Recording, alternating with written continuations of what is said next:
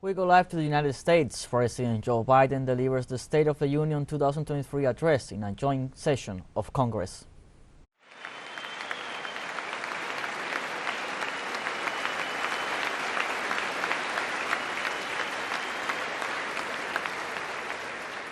By the way, Chief Justice, I may need a court order. She gets to go to the game tomorrow, next week. I have to stay home. Got to work something out here. Members of the Cabinet, leaders of our military, Chief Justice, Associate Justice, and retired Justice of the Supreme Court, and to you, my fellow Americans. I start tonight by congratulating the 118th Congress and the new Speaker of the House, Kevin McCarthy.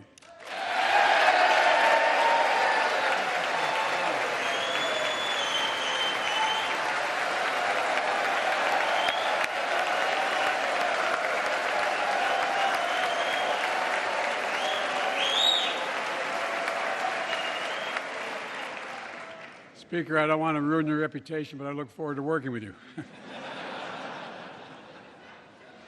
And I want to congratulate the new leader of the House Democrats, the first African-American minority leader in history, Hakeem Jeffries.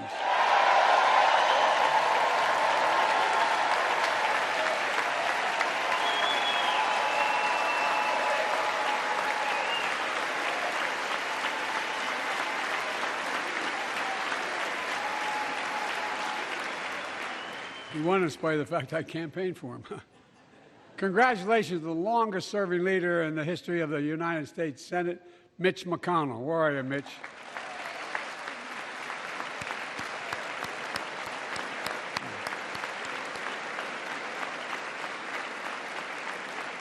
And congratulations to Chuck Schumer, another term as Senate Minority Leader. I think you. Only this time you have a slightly bigger majority, Mr. Leader. You're the majority leader. About that much bigger? Yeah. Well, I tell you what. I want to give special recognition to someone who I think is going to be considered the greatest speaker in the history of the House of Representatives, Nancy Pelosi.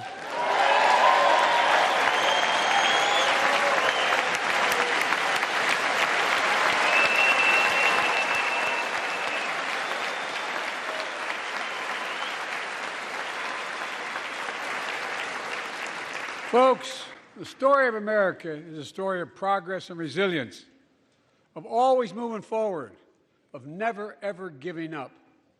It's a story unique among all nations. We're the only country that has emerged from every crisis we've ever entered stronger than we got into it. Look, folks, that's what we're doing again. 2 years ago, the economy was reeling. I stand here tonight after we've created, with the help of many people in this room, 12 million new jobs, more jobs created in 2 years than any president's created in 4 years, because of you all, because of the American people. 2 years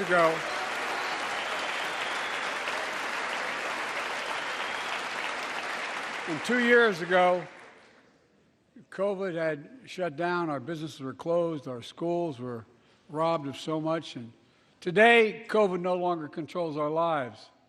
And 2 years ago, democracy faced its greatest threats in the Civil War. And today, though bruised, our democracy remains unbowed and unbroken.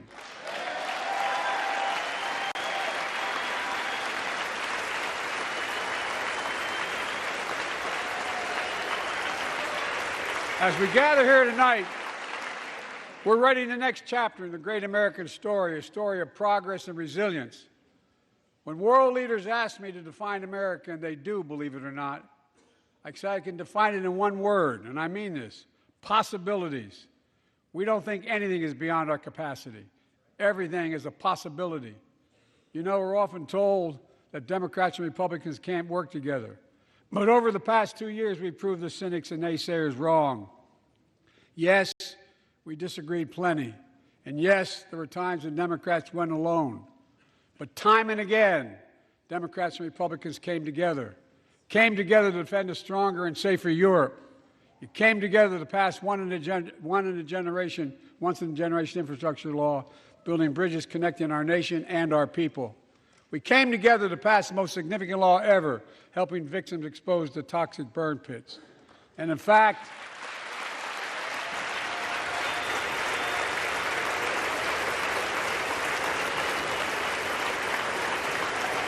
is important.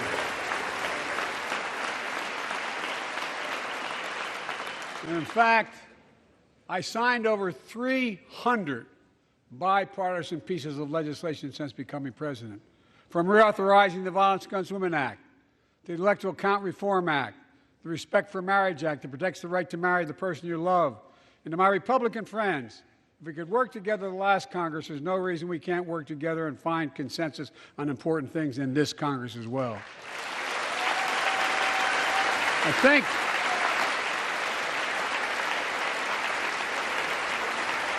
folks,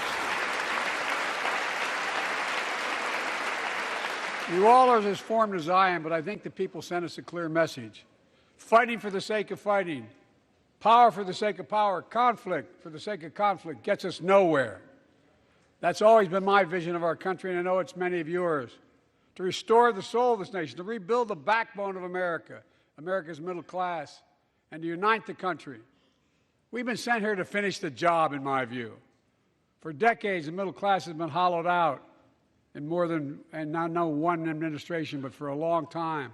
Too many good-paying manufacturing jobs move overseas. Factories closed down. Once thriving cities and towns that many of you represent became shadows of what they used to be.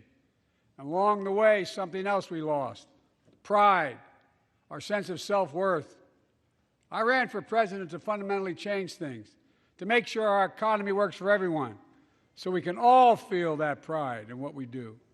To build an economy from the bottom up and the middle out, not from the top down. Because when the middle class does well, the poor have a ladder up, and the wealthy still do very well. We all do well.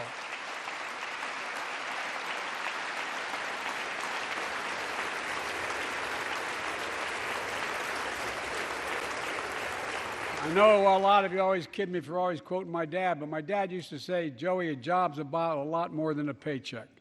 He really would say this. It's about a lot more than a paycheck. It's about your dignity. It's about respect. It's about being able to look your kid in the eye and say, honey, it's going to be okay, and mean it. Well, folks, so let's look at the results. We're not finished yet by any stretch of the imagination, but unemployment rate is at 3.4%, a 50-year low. A near record unemployment. Near record unemployment for Black and Hispanic workers. We've already created, with your help, 800,000 good-paying manufacturing jobs, the fastest growth in 40 years. And where is it written? Where is it written that America can't lead the world in manufacturing? And I don't know where that's written. For too many decades, we imported projects and exported jobs. Now, thanks to what you've all done, we're exporting American products and creating American jobs. Folks, inflation has been a global problem because the pandemic disrupted our supply chains, and Putin's unfair and brutal war in Ukraine disrupted energy supplies as well as food supplies, blocking all that grain in Ukraine. But we're better positioned than any country on earth right now. But we have more to do. But here at home, inflation is coming down. Here at home, gas prices are down $1.50 from their peak. Food inflation is coming down, not fast enough, but coming down. Inflation has fallen every month for the last 6 months, while take-home pay has gone up. Additionally, over the last 2 years, a record 10 million Americans applied to start new businesses. 10 million. And by the way, every time someone starts a small business is an act of hope. And Madam Vice President, I want to thank you for leading that effort to ensure that small businesses have access to capital and the historic laws we enacted that are going to just come into being. Standing here last year, I shared with you a story of American genius and possibilities. Semiconductors, small computer chips the size of a fingerprint that power everything, from cell phones to automobiles and so much more. These chips were invented in America. Let's get that straight. They were invented in America. We used to make 40% of the world's chips. In the last several decades, we lost our edge. We're down to only producing 10%.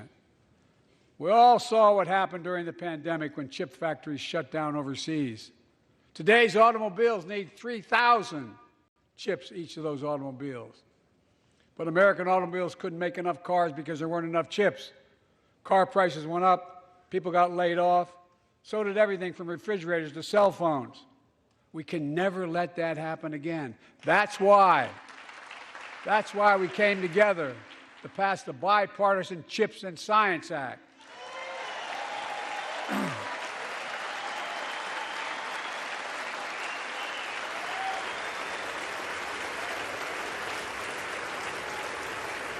Folks, I know I've been criticized for saying this, but I'm not changing my view. We're going to make sure the supply chain for America begins in America. The supply chain begins in America. We've already created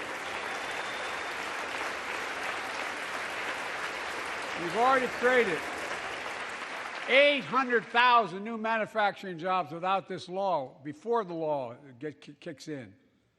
With this new law, we're going to create hundreds of thousands of new jobs across the country.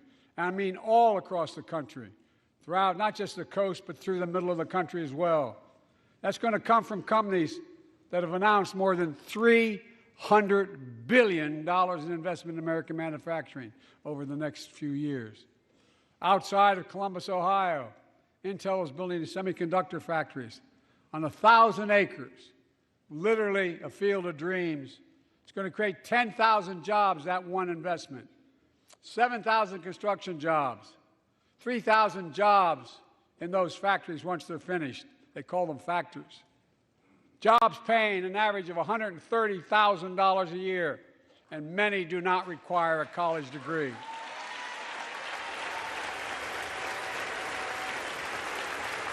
Jobs, because we work together, these jobs where people don't have to leave home to search for opportunity. And it's just getting started. Think about the new homes, the small businesses, the medium-sized businesses. So much more that's going to be needed to support those 3,000 permanent jobs and the factories that are going to be built.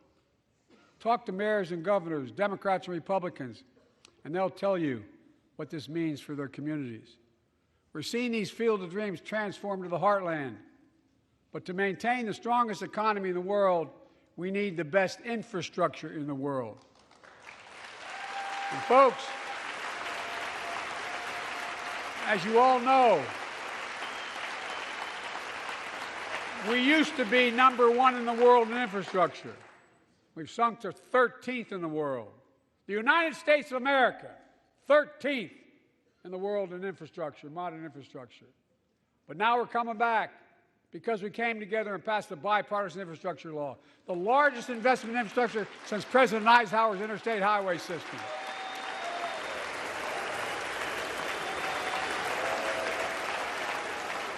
And folks, already we've funded over 20,000 projects, including major airports from Boston to Atlanta to Portland.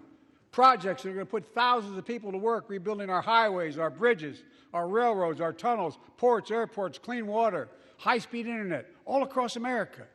Urban, rural, tribal.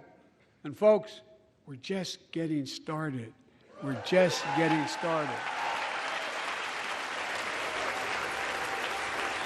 And I mean this sincerely.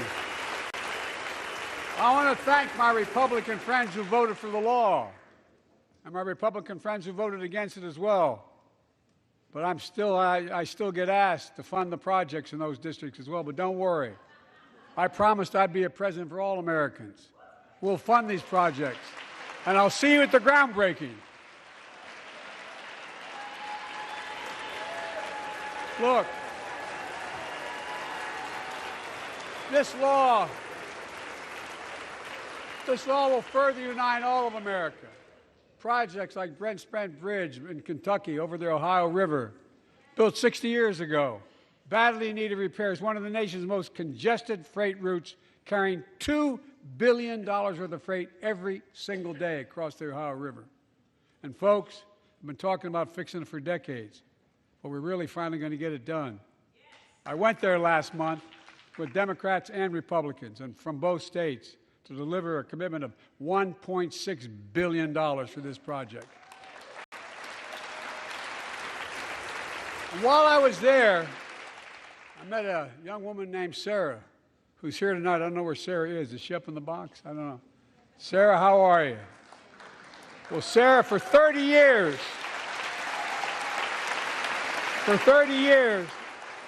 I learned, she told me she'd been a proud member of the Iron Workers Local 44, known as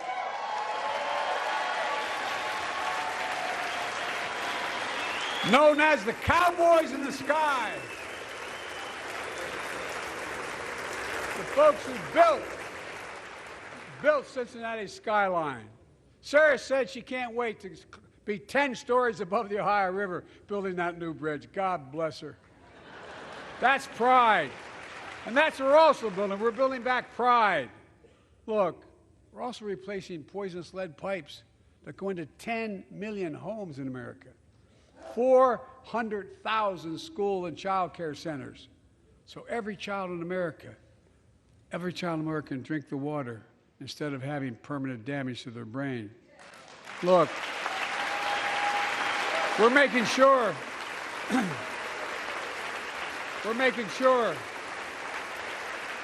that every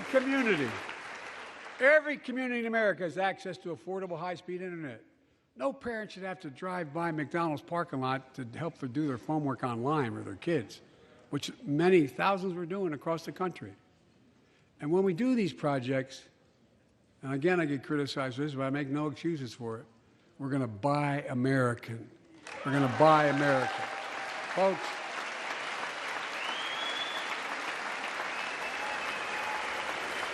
and it's totally consistent with international trade rules. Buy America has been the law since 1933, but for too long, past administrations, Democrat and Republican, have fought to get around it. Not anymore.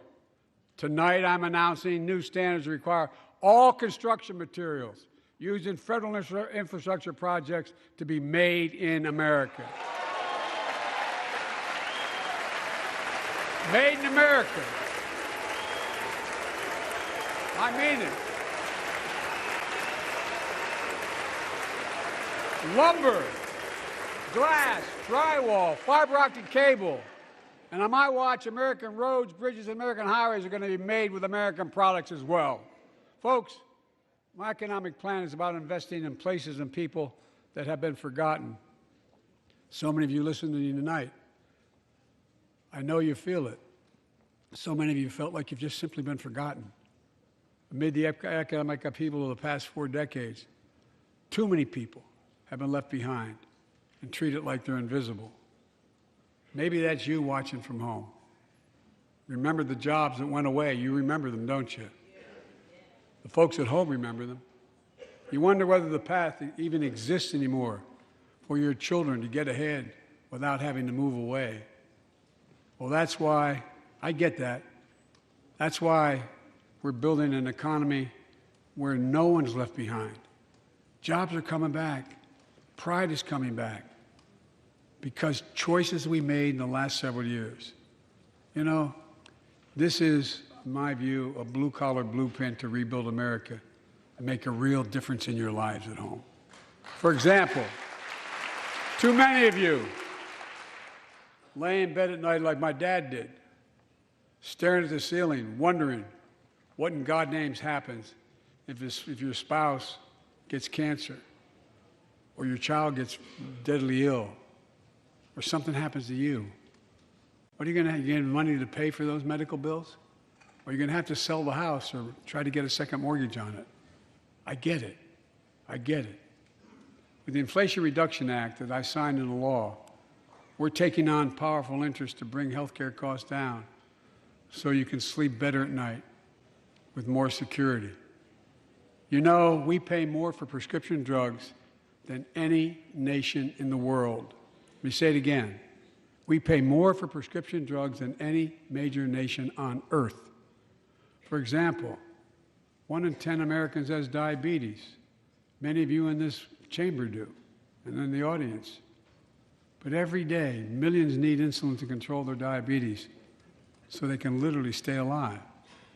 Insulin's been around for over 100 years.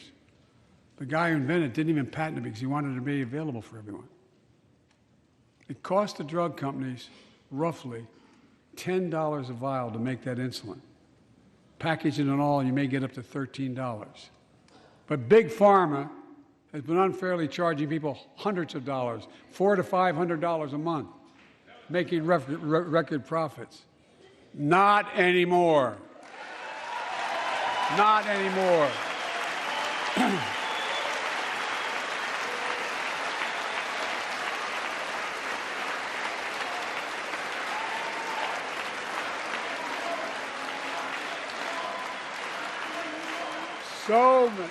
So many things that we did are only now coming to fruition. We said we were doing this, and we said we passed a law to do it, but people didn't know because the law didn't take effect until January 1 of this year. We capped the cost of insulin at $35 a month for seniors on Medicare. The people are just finding out. I'm sure you're getting the same calls I'm getting. Look, there are millions of other Americans who do not or are not on Medicare, including 200,000 young people with type 1 diabetes who need this insulin to stay alive. Let's finish the job this time. Let's cap the cost of insulin for everybody at $35.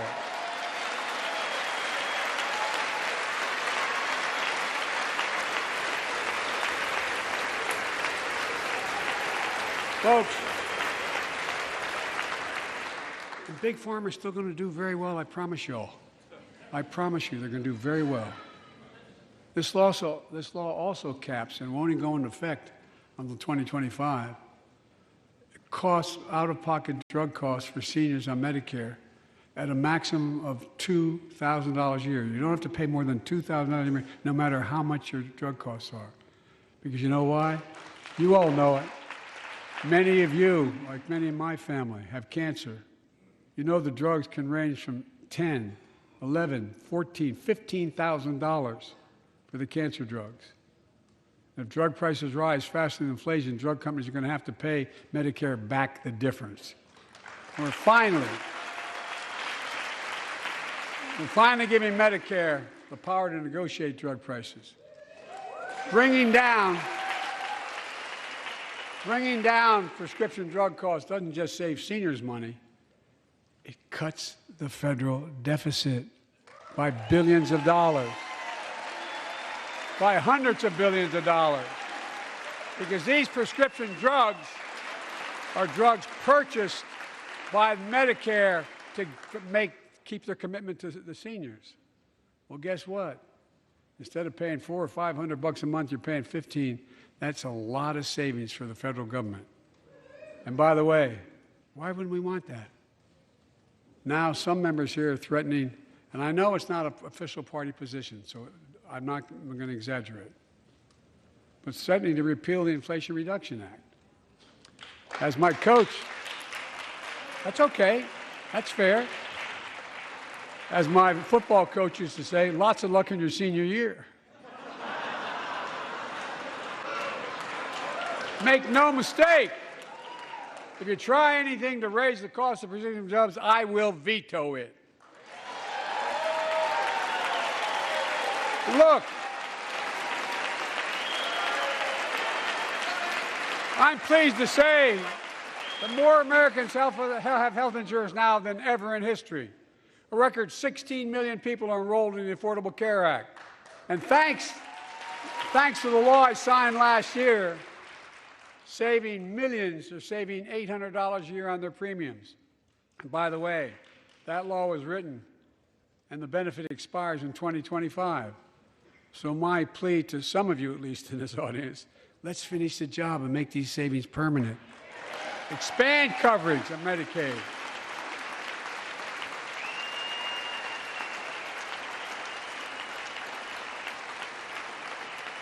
Look, The Inflation Reduction Act is also the most significant investment ever in climate change. Ever. Lowering utility bills, creating American jobs, leading the world to a clean energy future. I visited the devastating aftermath of record floods, droughts, storms, and wildfires from Arizona to New Mexico to all the way up to the Canadian border. More timber has been burned, as I've observed from helicopters, than the entire state of Missouri. And we don't have global warming? Not a problem.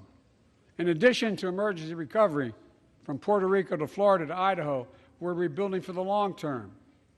New electric grids that are able to weather major storms and not prevent those forest fires. Roads and water systems withstand the next big flood. Clean energy to cut pollution and create jobs in communities often left behind. We're going to build 500,000 electric vehicle charging stations installed across the country by tens of thousands of IBEW workers. And we're helping families save more than $1,000 a year with tax credits to purchase electric vehicles and efficient appliances, energy-efficient appliances.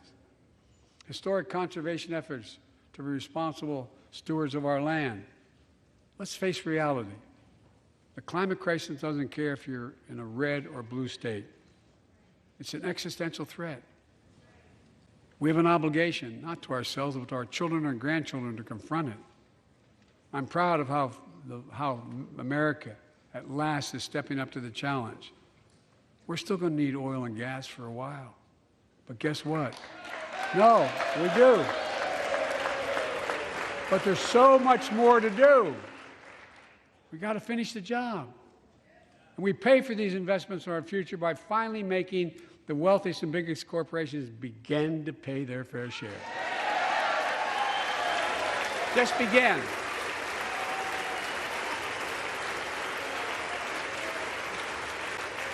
Look, I'm a capitalist. I'm a capitalist, but pay your fair share. I think a lot of you at home agree with me and many people that you know. The tax system is not fair. It is not fair.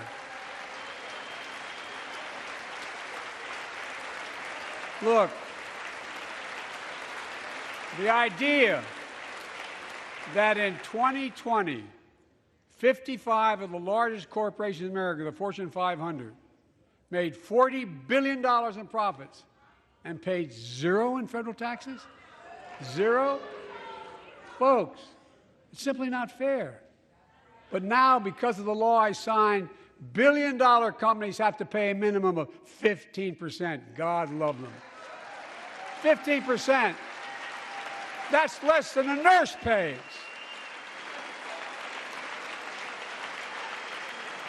And let me be crystal clear. I said at the very beginning, under my plans, as long as I'm president, nobody earning less than $400,000 will pay an additional penny in taxes. Nobody, not one penny. But let's finish the job. There's more to do. We have to reward work, not just wealth. Pass my proposal for the billionaire minimum tax. You know, there's 1,000 billionaires in America. It's up from about 600 in the beginning of the term. But no billionaire should be paying a lower tax rate than a school teacher or a firefighter. I mean it. Think about it.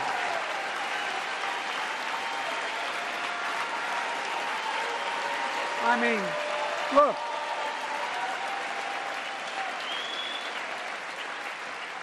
I know you aren't enthusiastic about that, but think about it. Think about it. Have you noticed Big Oil just reported its profits, record profits? Last year they made $200 billion in the midst of a global energy crisis. I think it's outrageous. Why? They invested too little of that profit to increase domestic production. And when I talk to a couple of them, they say, well, we're afraid you're going to shut down all the oil wells, all the oil refineries anyway, so why should we invest in them? I said, we're going to need oil for at least another decade, and that's going to exceed and beyond that. We're going to need it. Production. If they had, in fact, invested in the production to keep gas prices down, instead, They use the record profits to buy back their own stock, rewarding the CEOs and shareholders. Corporations ought to do the right thing. That's why I propose we quadruple the tax on corporate stock buybacks and encourage long-term investments. They'll still make considerable profit. Let's finish the job and close the loopholes that allow very wealthy to avoid paying their taxes. Instead of cutting the number of audits for wealthy taxpayers, I just signed a law to reduce the deficit by $114 billion by cracking down on wealthy tax cheats. That's being fiscally responsible. In the last 2 years, my administration has cut the deficit by more than $1.7 trillion, the largest deficit reduction in American history. Under the previous administration, the American deficit went up 4 years in a row. Because those record deficits, no president added more to the national debt in any 4 years than my predecessor. Nearly 25% of the entire national debt that took over 200 years to accumulate was added by just one administration alone, the last one. They're the facts. Check it out. Check it out. How did Congress respond to that debt? They did the right thing. They lifted the debt ceiling 3 times without preconditions or crisis. They paid American bills to prevent an economic disaster in the country. So tonight I'm asking the Congress to follow suit. Let's commit here tonight to the full faith and credit of the United States of America will never, ever be questioned. Some of my Republican friends want to take the economy hostage. I get it, unless I agree to their economic plans. All of you at home should know what those plans are. Instead of making the wealthy pay their fair share, some Republicans want Medicare and Social Security to sunset. I'm not saying it's a majority. Let me give you, anybody who doubts it, contact my office. I'll give you a copy. I'll give you a copy of the proposal. That means Congress doesn't vote. Well, I'm glad to see you. And I tell you, I enjoy conversion. You know, it means if Congress doesn't keep the programs the way they are, they'd go away. Other Republicans say, I'm not saying it's a majority of you. I don't even think it's even a significant, but it's being proposed by individuals. I'm not politely not naming them, but it's being proposed by some of you. Look, folks, the idea is that we're not going to be moved into being threatened to default on the debt if we don't respond.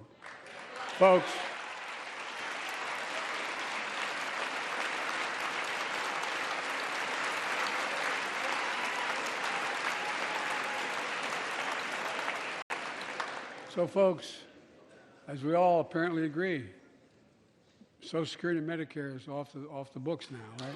They're not to be started. All right. I'm ready. We got unanimity.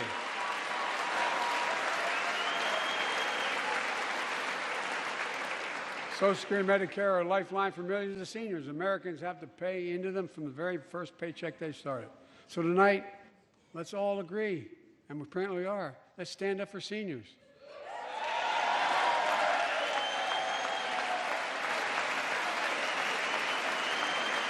Stand up and show them. We'll not cut Social Security. We will not cut Medicare. Those benefits belong to the American people. They earned it. And if anyone tries to cut Social Security, which apparently no one's going to do, and if anyone tries to cut Medicare, I'll stop them. I'll veto it. And look, I'm not going to allow them to be taken away. Not today, not tomorrow, not ever. But apparently it's not going to be a problem. Next month, when I offer my fiscal plan, I ask my Republican friends to lay down their plan as well. I really mean it. Let's sit down together and discuss our mutual plans together. Let's do that.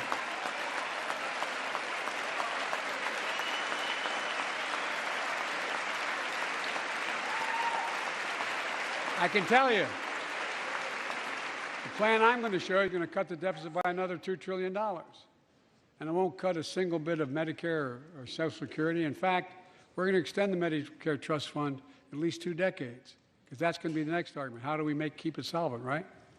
Well, we'll not raise tax on anyone making under 400 grand, but we'll pay for it the way we talked about tonight, by making sure that the wealthy and big corporations pay their fair share. Look. Here's the deal. They aren't just taking advantage of the tax code. They're taking advantage of you, the American consumer. Here's my message to all of you out there. I have your back. We're already preventing Americans from receiving surprise medical bills, stopping $1 billion surprise bills per month so far. We're protecting seniors' life savings by cracking down on nursing homes that commit fraud, endanger patient safety, prescribe drugs that are not needed. Millions of Americans can now save thousands of dollars because they can finally get a hearing aid over the counter without a prescription. Look, capitalism without competition is not capitalism. It's extortion. It's exploitation. Last year, I cracked down with the help of many of you on foreign shipping companies that were making you pay higher prices for every good coming into the country. I signed a bipartisan bill that cut shipping costs by 90%, helping American farmers, businessmen, and consumers. Let's finish the job. Pass the bipartisan legislation to strengthen antitrust enforcement and prevent big online platforms from giving their own products an unfair advantage.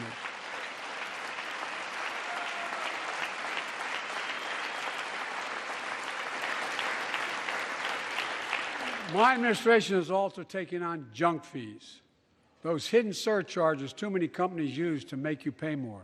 For example, we're making airlines show you the full ticket price up front, refund your money if your flight is canceled or delayed. We've reduced exorbitant bank overdrafts by saving consumers more than $1 billion a year. We're cutting credit card late fees by 75%, from $30 to $8. Look,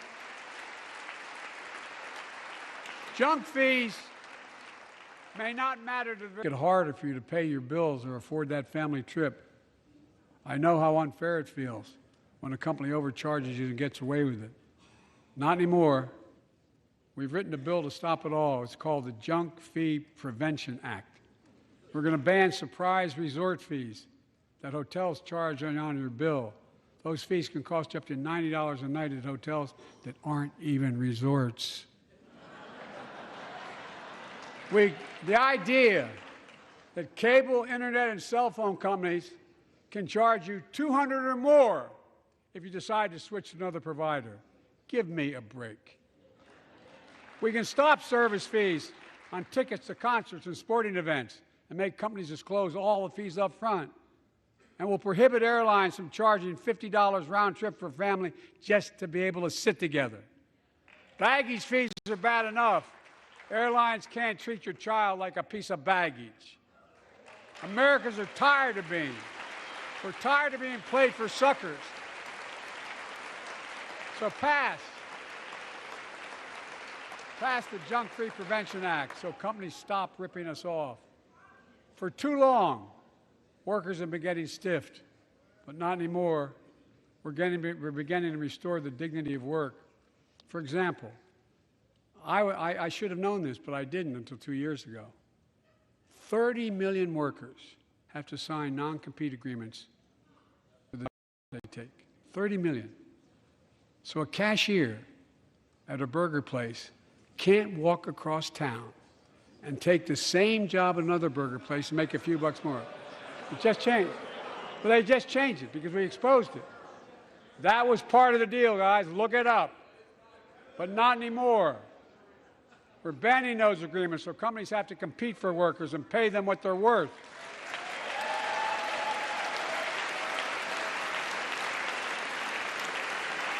And I must tell you, this is bound to get a response from my friends on my left but the right. I'm so sick and tired of companies breaking the law by preventing workers from organizing. Pass the PRO Act, because businesses have a right, workers have a right to form a union. And let's guarantee all workers have a living wage. Let's make sure working parents can afford to raise a family with sick days, paid family medical leave, affordable child care. That's going to enable millions of more people to go and stay at work. And let's restore the full child tax credit, which gave tens of millions of parents some breathing room and cut child poverty in half to the lowest level in history. And by the way, when we do all these things, we increase productivity, we increase economic growth. So let's finish the job and get more families access to affordable, quality housing. Let's get seniors who want to stay in their homes the care they need to do so. Let's give more breathing room to millions of family caregivers looking after their loved ones. Pass my plan so we get seniors and people with disabilities the home care and services they need. And support the workers who are doing God's work. These plans are fully paid for, and we can afford to do them. Restoring the dignity of work means making education an affordable ticket to the middle class. You know, when we made public education, 12 years of it, universal in the last century, we made the best educated, best paid, we became the best educated, best paid nation in the world. But the rest of the world's caught up. It's caught up. Jill, my wife, who teaches full-time, has an expression. I hope I get it right, kid. Any nation that out-educates us is going to out-compete us. Any nation that out-educates is going to out-compete us. Folks, we all know 12 years of education is not enough to win the economic competition of the 21st century. We want to have the best educated workforce. Let's finish the job by providing access to preschool for 3 and 4 years old. Studies show that children who go to preschool are nearly 50% more likely to finish high school and go on to earn a 2 or 4 year degree, no matter their background they came from. Let's give public school teachers a raise.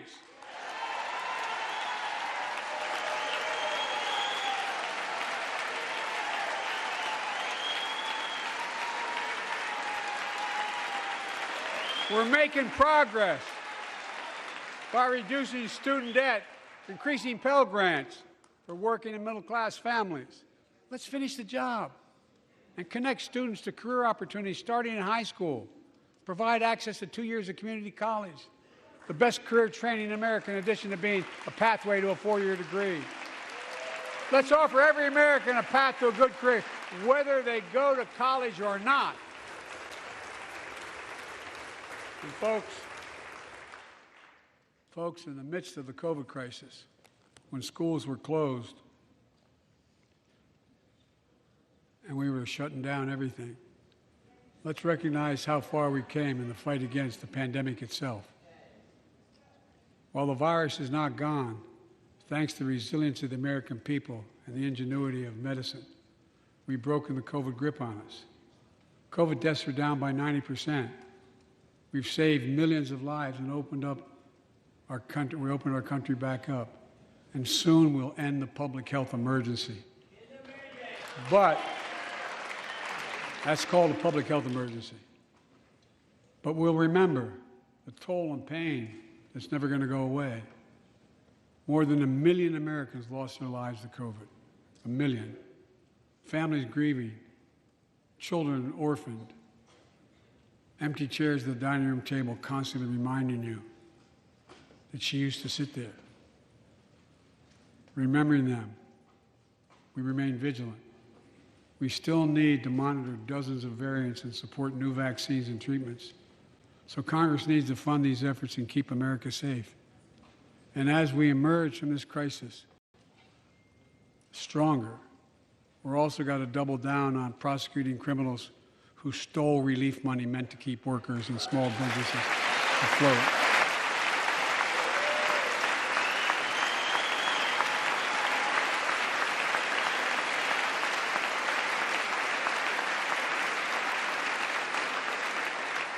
Before I came to office, you remember, During that campaign, the big issue was about inspector generals who would protect taxpayers' dollars who were sidelined.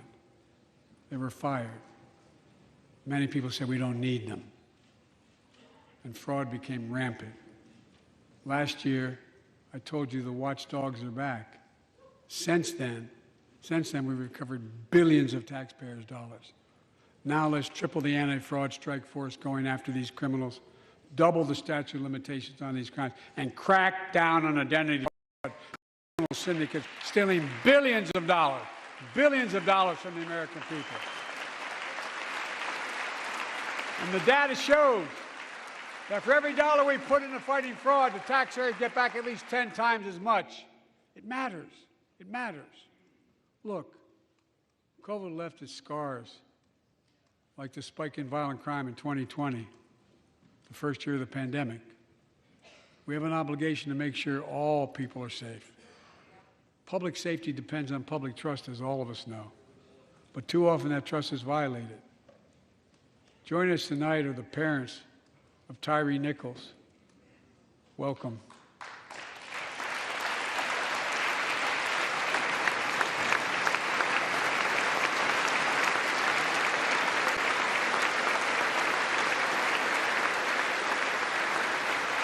We had to bury Tyree last week.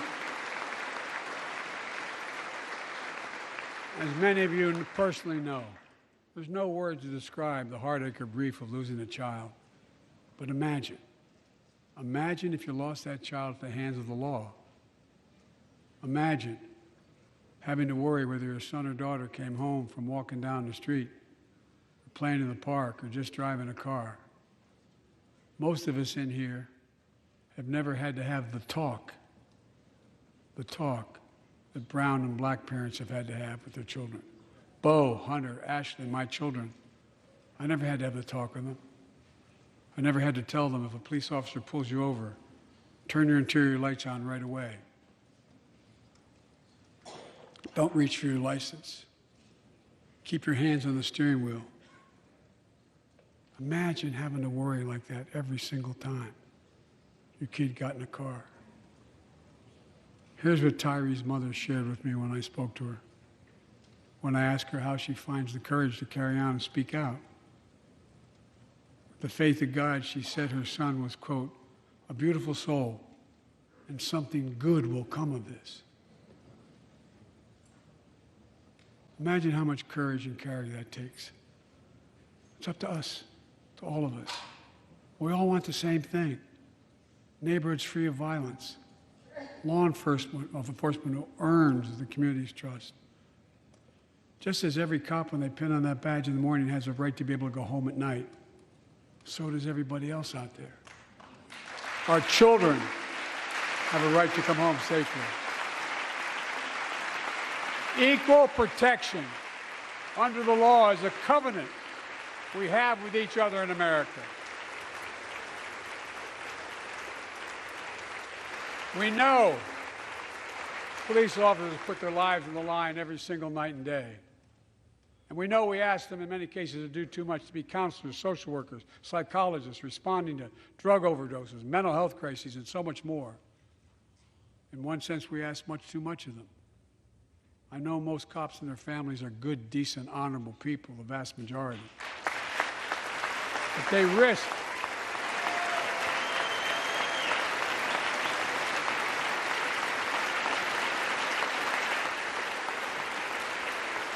risk their lives every time they put that shield on.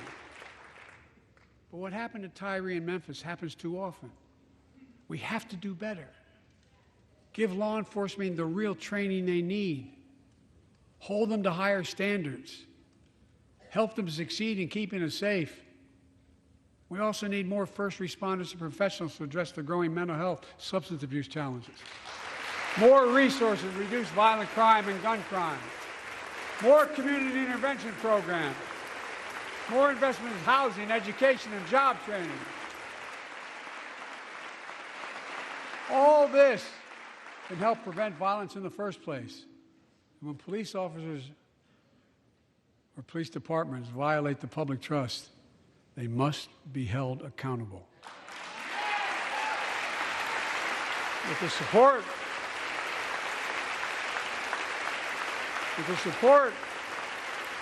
of the families of victims, civil rights groups, and law enforcement, I signed an executive order for all federal officers banning chokeholds, restricting no-knock warrants, and other key elements of the George Floyd Act. Let's commit ourselves to make the words of Tyler's mom true. Something good must come from this. Something good. And all of us,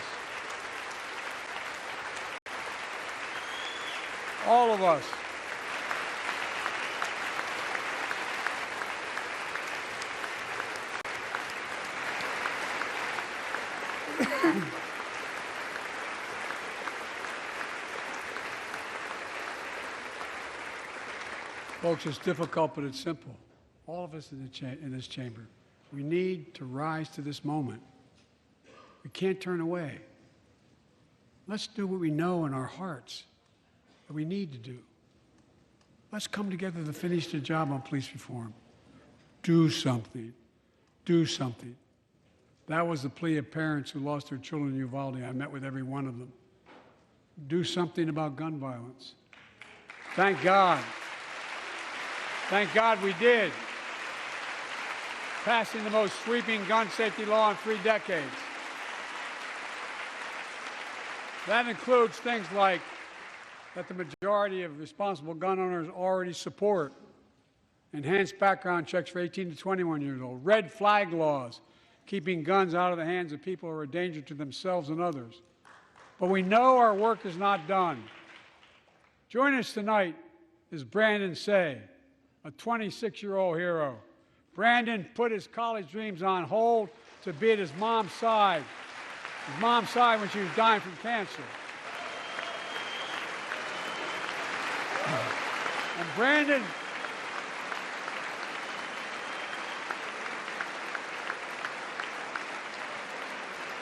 Brandon now works at a dance studio started by his grandparents.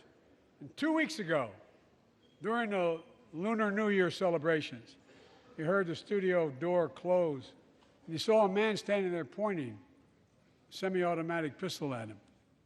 He thought he was going to die, but he thought about the people inside. And in that instant, he found the courage to act and wrestled a semi-automatic pistol away from the gunman who had already killed 11 people in another dance studio. 11. He saved lives. It's time we do the same. Ban assault weapons now. Ban them now. Once and for all.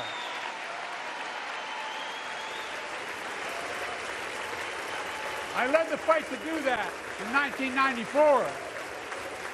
And in 10 years, that ban was law and mass shootings went down.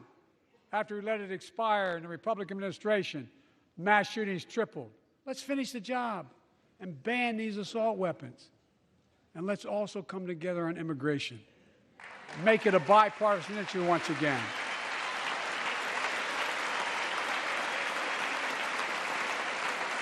We know we now have a record number of personnel working to secure the border, arresting 8,000 human smugglers, seizing over 23,000 pounds of fentanyl in just the last several months. We've launched a new border plan last month. Unlawful migration from Cuba, Haiti, Nicaragua, and Venezuela has come down 97% as a consequence of that. But American border problems won't be fixed until Congress acts. If we don't pass my comprehensive immigration reform, at least pass my plan to provide the equipment and officers to secure the border.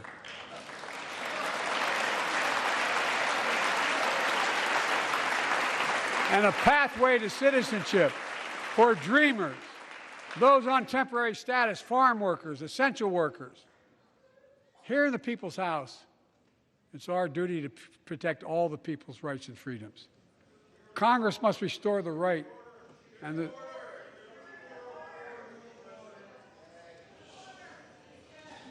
Congress must restore the right that was taken away in Roe v. Wade and protect Roe v. Wade.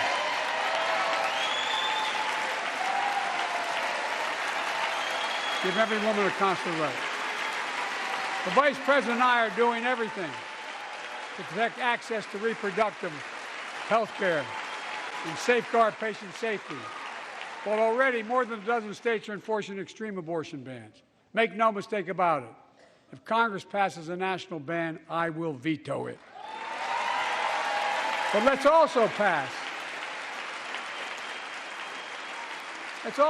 the Bipartisan Equality Act to ensure LGBTQ Americans, especially transgender young people, can live with safety and dignity. Our strength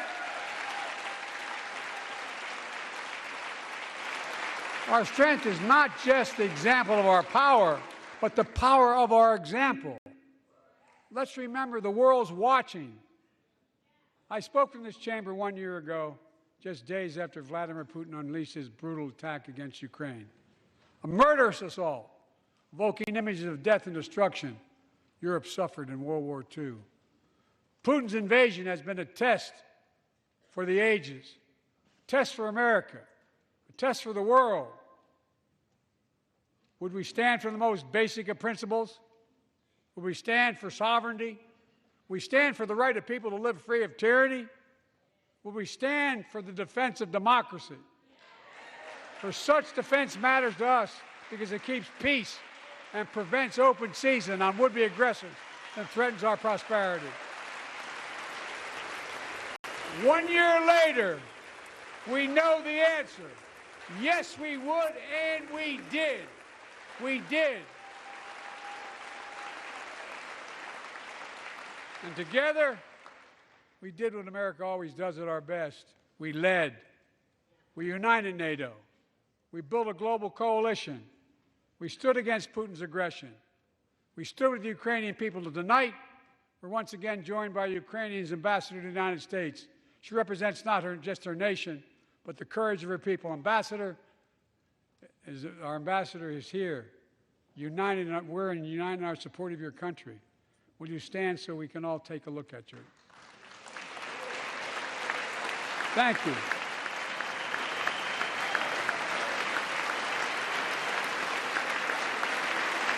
Because we're going to stand with you as long as it takes.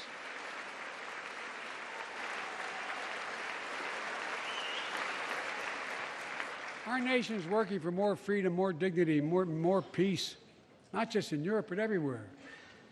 Before I came to office, the story was about how the People's Republic of China was increasing its power, and America was failing in the world. Not anymore.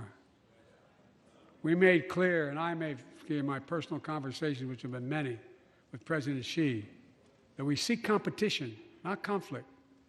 But I will make no apologies that we're investing to make America stronger. Investing in American innovation and industries that will define the future that China intends to be dominated. Investing in our alliances and working with our allies to protect advanced technologies so they will not be used against us. Modernizing our military to safeguard stability and deter aggression. Today, we're in the strongest position in decades to compete with China or anyone else in the world. Anyone else in the world. And I'm committed.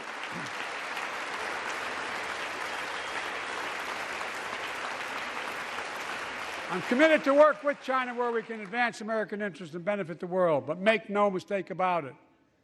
As we made clear last week, if China threatens our sovereignty, we will act to protect our country, and we did.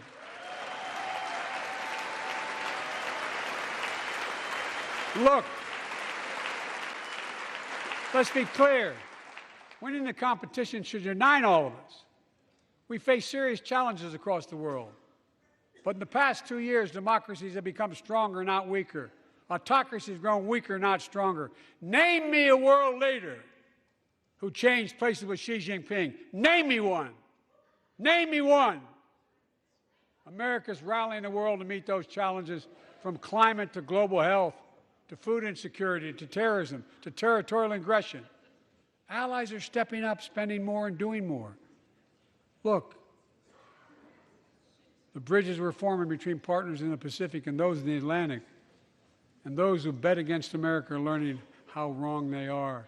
It's never, ever been a good bet to bet against America. Never.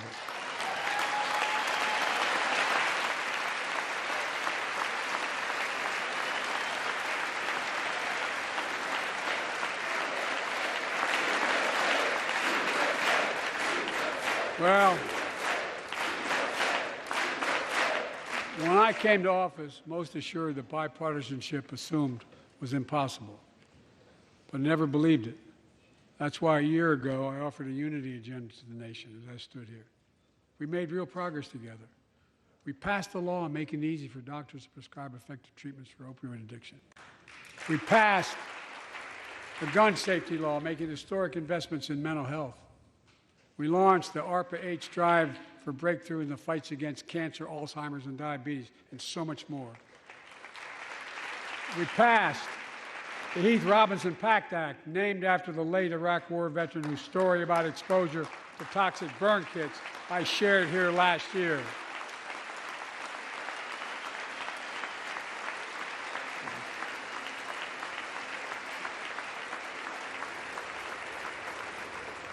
I understand something about those burn pits, but there's so much more to do. We can do it together. Joining us tonight is a father named Doug from Newton, New Hampshire. He wrote Jill, my wife, a letter, and me as well, about his courageous daughter, Courtney. A contagious laugh, his sister's best friend, her sister's best friend. He shared the story all too familiar to millions of Americans and many of you in the audience. Courtney discovered pills in high school. It spiraled into addiction and eventually death from a fentanyl overdose. She was just 20 years old. Describing the last 8 years without her, Doug said, "There's no worse pain." Yet their family has turned pain to purpose, working to end the stigma and change laws. He told us he wants to start a journey toward American recovery. Doug, we're with you. Fentanyl is killing more than 70,000 Americans a year.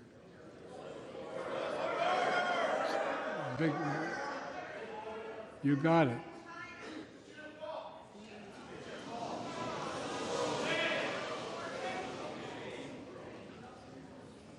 So let's launch a major surge to stop fentanyl production and the sale and trafficking with more drug detection machines, inspection cargo, stop pills and powder at the border. Working with couriers like FedEx to inspect more packages for drugs. Strong penalties to crack down on fentanyl trafficking. Second, let's do more in mental health, especially for our children. When millions of young people are struggling with bullying, violence, trauma, we owe them greater access to mental health care at their schools. We must finally hold social media companies accountable for experimenting they're doing running children for profit. And it's time to pass bipartisan legislation to stop big tech from collecting personal data on our kids and teenagers online, ban targeted advertising to children, and impose stricter limits on the personal data that companies collect on all of us. Third, let's do more to keep this nation's one truly sacred obligation to equip those we send into harm's way and care for them and their families when they come home. Job training, job placement for veterans and their spouses as they come to return to civilian life. Helping veterans afford the rent, because no one should be homeless in America, especially someone who served the country.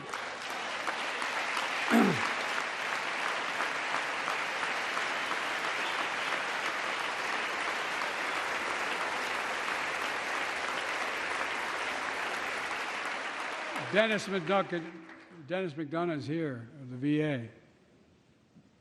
We had a first real discussion when I asked him to take the job. I'm glad he did.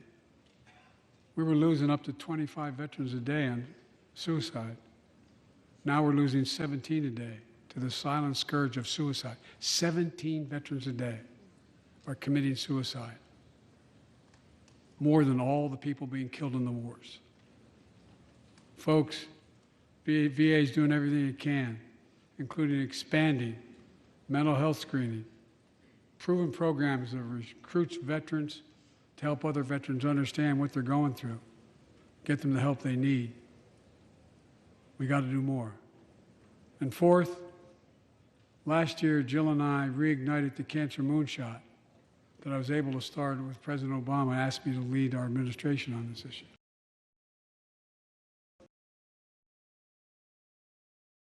The next 25 years. Turn more cancers from death sentences to treatable diseases. Provide more support for patients and their families. It's personal to so many of us in this audience. Joining us are Morris and Candice, an Irishman and the daughter of immigrants from Panama. They met and fell in love in New York City and got married in the same chapel Jill and I got married in New York City. Kindred spirits. He wrote us a letter about his little daughter, Ava, and I saw her just before I came over. She was just a year old when she was diagnosed with rare kidney disease, cancer. After 26 blood transfusions, 11 rounds of radiation, 8 rounds of chemo, 1 kidney removed, given a 5% survival rate. He wrote how in the darkest moments he thought, if she goes, I can't stay. Many of you have been through that as well. Jill and I understand that like so many of you. And he read Jill's book describing our family's cancer journey and how we tried to steal moments of joy where we could with Bo. For them, that glimmer of joy was the half smile of their baby girl. It meant everything to them. They never gave up hope. Little Ava never gave up hope. She turns 4 next month. They just found out Ava's beating the odds, is on her way to being cured of cancer. And she's watching from the White House tonight if she's not asleep already. For the lives we can save.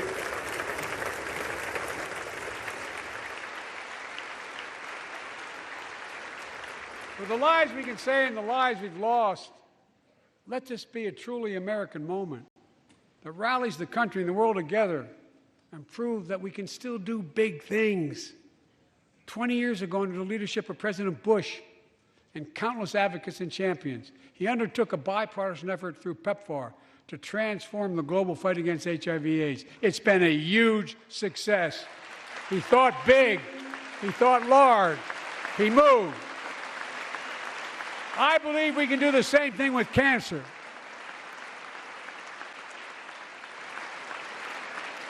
Let's end cancer as we know it. Cure some cancers once and for all. Folks, there's one reason why we've been able to do all of these things. Our democracy itself. It's the most fundamental thing of all. With democracy, everything's possible. Without it, nothing is. For the last few years, our democracy has been threatened and attacked, put at risk, put to the test in this very room on January the 6th. And then just a few months ago, an unhinged big lie, assailant unleashed a political violence, the home of the then Speaker of the House of Representatives, using the very same language the insurrectionists used as they stalked these halls and chanted on January 6th. Here tonight in this chamber is a man who bears the scars of that brutal attack, but is as tough and as strong, as resilient as they get. My friend Paul Pelosi. Paul, stand up.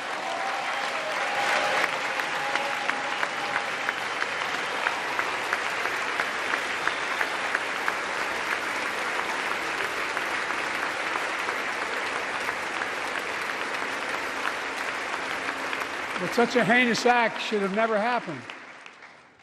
We must all speak out. There's no place for political violence in America. We have to protect the right to vote, not suppress the fundamental right. Honor the results of our elections, not subvert the will of the people. We have to uphold the rule of law and restore trust in our institutions of democracy. And we must give hate and extremism in any form no safe harbor.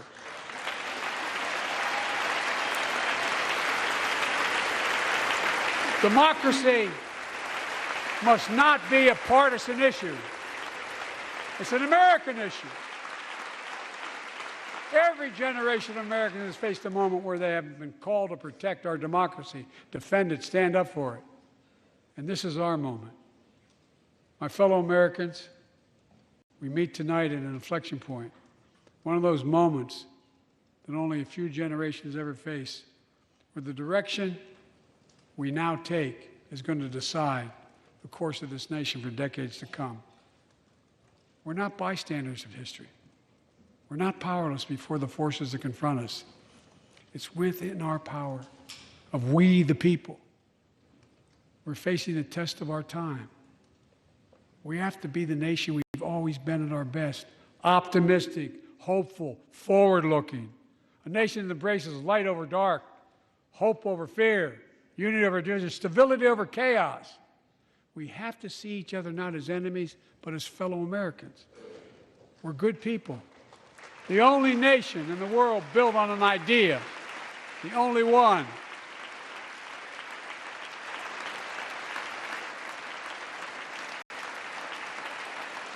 Other nations are defined by geography, ethnicity, but we're the only nation based on an idea that all of us, every one of us, is created equal in the image of God. A nation that stands as a beacon of the world. A nation in a new age of possibilities. So I've come to fulfill my constitutional obligation to report in the State of the Union. And here's my report. Because the soul of this nation is strong, because the backbone of this nation is strong, because the people of this nation are strong, the State of the Union is strong.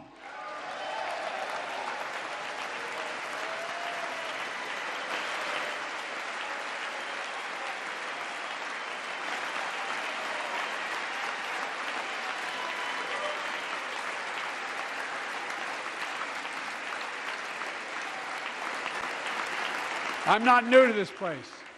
I stand here tonight having served as long as about any one of you have ever served here. But I've never been more optimistic about our future, about the future of America. We just have to remember who we are. We're the United States of America, and there's nothing beyond our capacity if we do it together. God bless you all, and may God protect our troops. Thank you.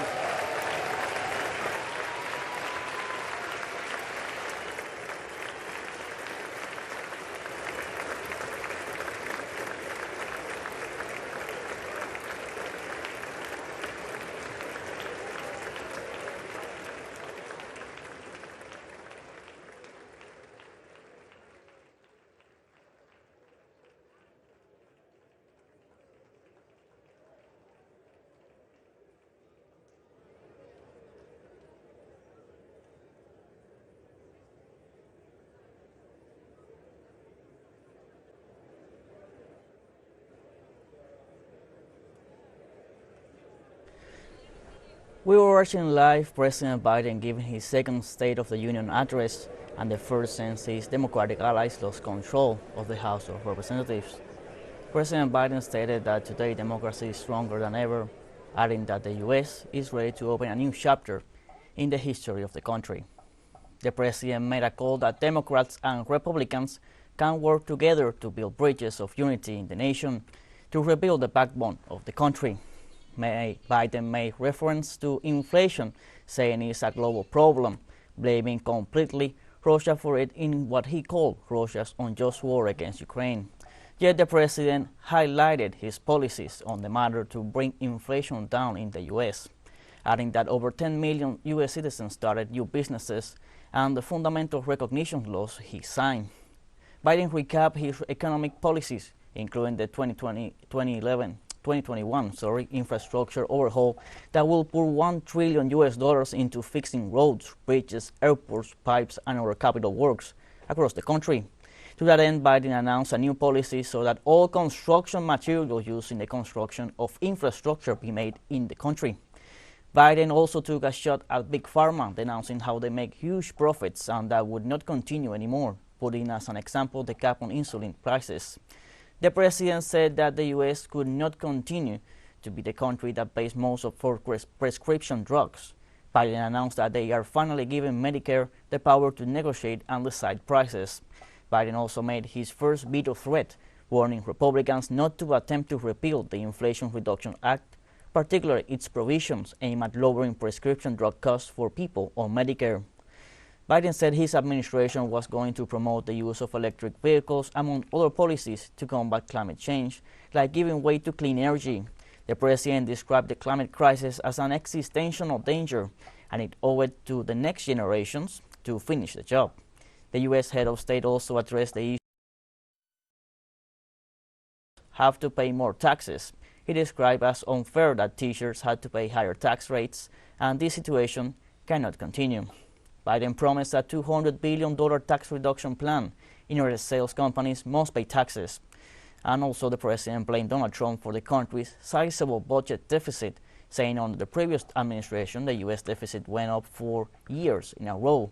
Nearly 25% of the entire national debt that took over 200 years to accumulate was added by just one administration alone.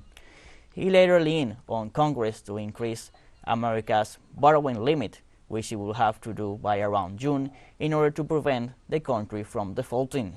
The president made strong emphasis on education as the best way to make a leading country with that aim of improving the U.S. education system.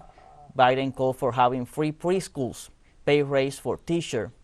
Biden called for better training of police forces and highlighted that officers that break the public's trust must be held accountable, and called for a true police reform and do something more to end gun violence. The president called Congress to restore Roe v. Wade, all to have the right to safe access to reproduction clinics. Regarding Ukraine, Biden said they have united NATO, the support of the UN, Europe. Biden also said lately China is growing, the US is decreasing, but that is going to change. We are in the best condition to compete, he said. We can work with China for the benefit of the US. President Biden added that it has never been a good idea to bet against the US. The US president had a clear message to send to finish the job, a phrase he repeated continuously in every field he addressed. Now, this second State of the Union address in today's Capitol, in Capitol Hill, came before, as we were saying, as a Republican. We've had a Republican, although these results were better for the Biden administration, unexpected, because they were thinking that they would have a lower number of Democrats, but instead they managed to secure more wins than they had first foreseen. So the loss of the Republican seats, of the Democratic seats, were not as bad as first foreseen. The president has made different calls so that Republicans and Democrats can work together to build bridges of unity in the nation, to rebuild the backbone of the country.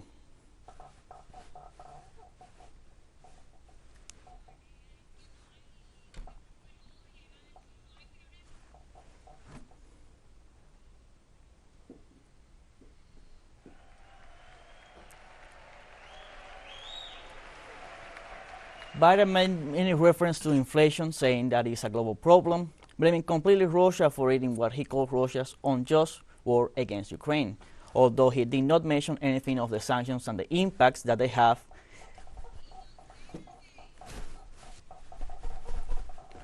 The impacts that these sanctions have in the world market that they have imposed against the market that has destabilized all the prices and have risen inflation. And the fundamental recognition law he signed. Biden recapped his economic policies, including the 2021 infrastructure overhaul that will pour $1 trillion into fixing roads, bridges, airports, pipes, and other capital works across the country. To that end, Biden announced a new policy so that all construction material used in the construction of infrastructure be made in country. Biden also took a shot at Big Pharma, announcing how they make huge profit and that would not continue anymore, putting as an example the cap on insulin prices.